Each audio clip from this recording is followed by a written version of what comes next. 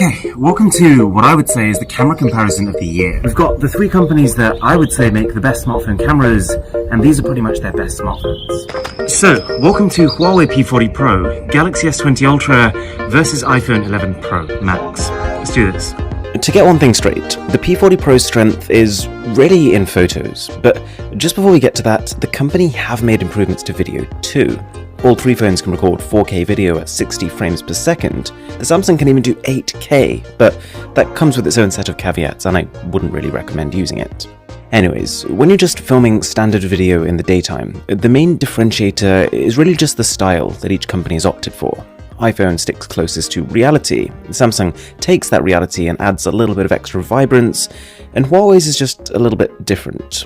Gone are the days when Huawei just took the saturation slider and whacked it up to max settings. The P40 Pro's output, if anything, is actually the least saturated in a lot of cases. It's similar to the iPhones, but almost a little bit fainter, and if you look at the bright areas, you can see it does occasionally overexpose. This brightness, though, may well be in part because of its huge camera sensor, which lets a ton of light in, and so when you're in the dark, this potential weakness turns into a strength, and it's pretty much a case of the darker you go, the further behind the other two fall. So let's go really dark, the kind of darkness where Samsung's video is looking like a potpourri of pixels, and the iPhone's, well, you can barely see anything.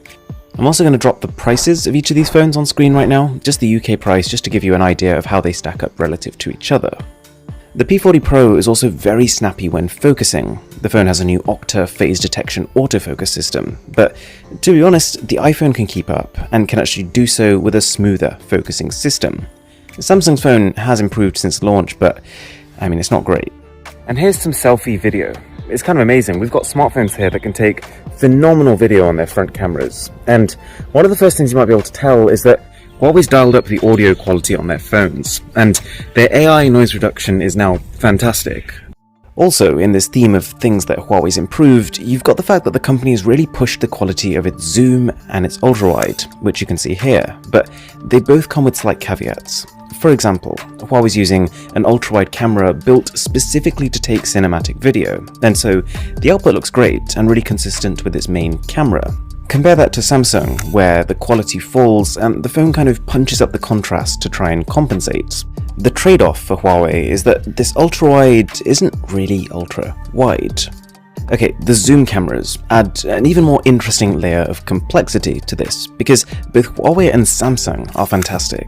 This right here is at 6 times magnification, and if you take a look at the ducks here, you can see that Huawei's even edges out Samsung's space zoom. Or, if you're one of those people, you could just screw it and zoom in 15 times. And it's cool that you can do that and still get, well, I wouldn't call it sharp video, but serviceable video.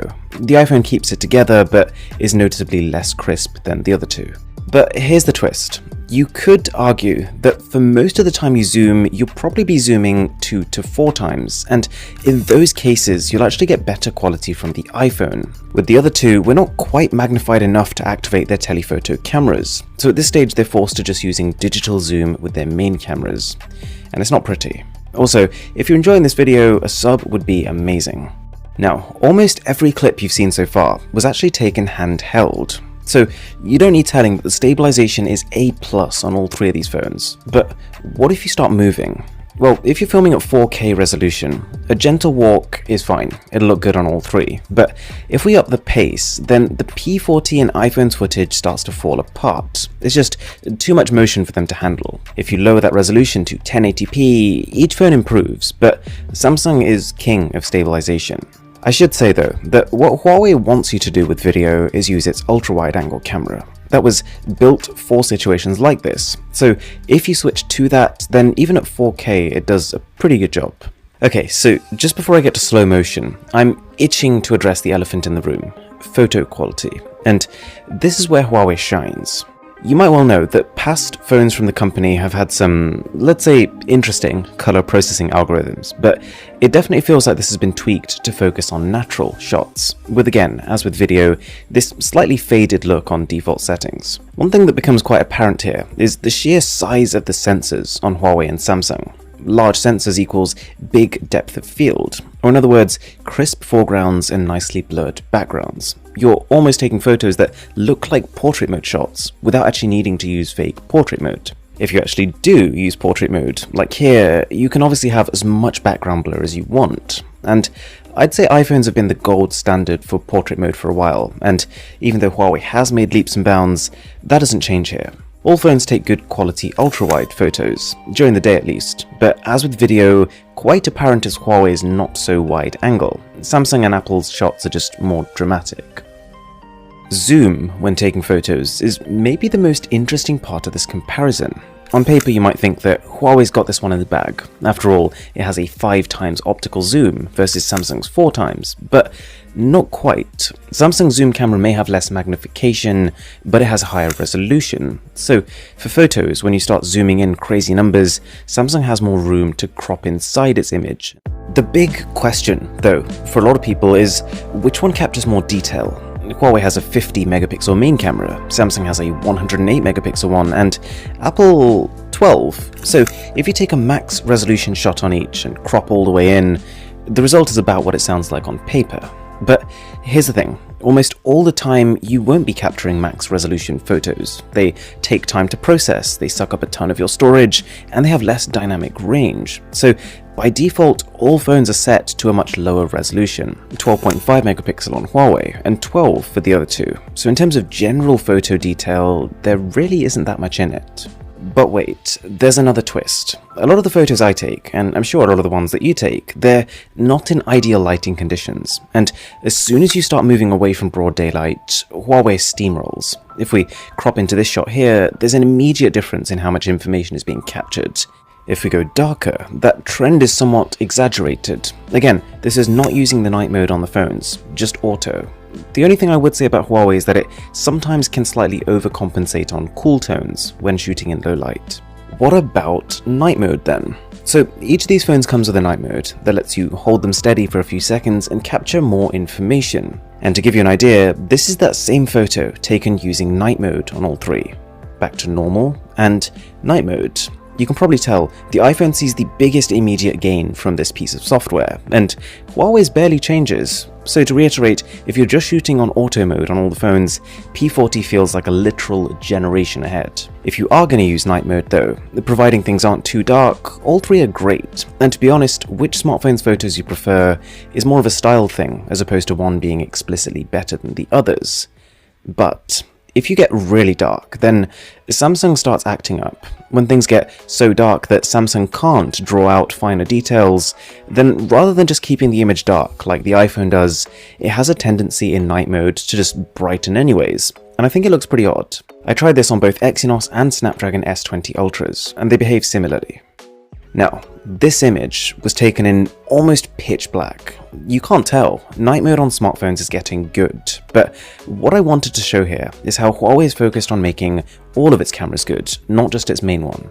For example, flicking into ultra-wide, the difference is just phenomenal, especially when compared to the iPhone. And I love this idea that I can use whichever lens I want to suit the shot I'm trying to capture, as opposed to feeling like I need to use my main camera because my ultra-wide sucks. The same goes for zoom. This is using the 5 times zoom in pitch black. Like, I couldn't see what the P40 Pro is seeing right now. The S20 Ultra and iPhone aren't too pretty. However, there are 2 ways to deal with the dark. One is night mode, sure, but the other one is flash, and Huawei has added an insanely bright flash module onto its phone. Of course, bright is good, but if it's too bright and the software doesn't deal with it accordingly, you end up with photos like these. The camera tends to severely underexpose to try and compensate for the extra brightness. The detail is still there. If you manually brighten it, it looks good, but no matter how hard I tried to take this photo, it would always come out dark on Huawei. Alright, let's slow things down for a minute. Literally, all 3 phones can take slow motion footage to varying degrees. You've got continuous slow motion up to 240 frames per second, and I think on balance the iPhone takes the nicest looking slow motion footage. But the other 2 can do something that the iPhone can't. shoot bursts of super slow motion footage. And you don't need telling that the P40 Pro has inherited the frankly nuts super slow motion from the Mate 30 Pro last year. It's so slow it is unreal. You could almost say it's borderline boring to watch, but with this kind of frame rate, your entire perspective on the world is different. Apple and Samsung also let you take slow motion on your front cameras. It's cool to have, I guess. I've not used it once outside of a testing environment. But that brings me to the front cameras generally, and it's never been a closer battle when it comes to selfies. Huawei edges out on detail, but for most people, I don't think that's a biggie for front-facing photos, and they've all got an awesome selfie portrait mode too. So, which phone do you think won? Huawei's phone is still on early software, so it might improve, but my current conclusion is that iPhone is still the king for video, but its lead is shrinking over its Android counterparts, and also that my favourite phone for photos is now the P40 Pro. Thanks a lot for watching, my name is Aaron, this is Mr. Who's the Boss, and I'll catch you in the next one.